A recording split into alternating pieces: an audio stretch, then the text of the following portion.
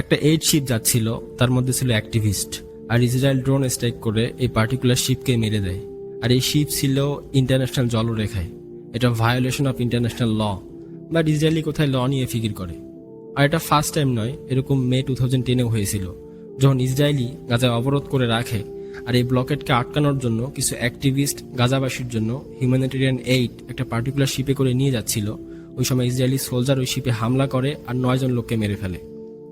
আপনি হয়তো বলবেন, এই শিপ দিয়ে গাজা এইড নিয়ে যাওয়ার কারণ কি? এর কারণ হচ্ছে পিছনে 2 মাস ধরে ইসরায়েলি গাজায় কোনো এইড অ্যালাউ করেনি, না কোনো পানি, না কোনো খাবার, না কোনো মেডিসিন।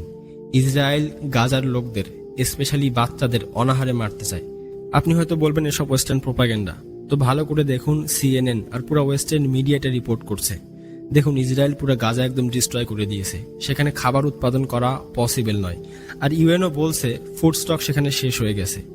আপনি হয়তো বলবেন, ভাই সিজফায়ার তো এগ্রি হয়ে গেছে, কিন্তু ইসরায়েলি সিজফায়ার ভেঙে দিয়েছে, যেমনটা সে সব সময় করে। দেখুন ওয়েস্টার্ন মিডিয়ার আর্টিকেল। ওয়েস্টার্ন মিডিয়া নিজে বলছে ইসরায়েল সিজফায়ার ভেঙেছে।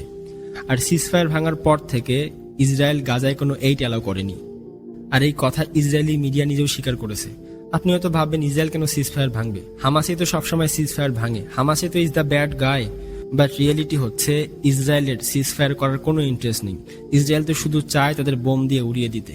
সিজফায়ার ভাঙার পর থেকে প্রতিদিন বোমিং হচ্ছে, প্রতিদিন মানুষ মারা যাচ্ছে।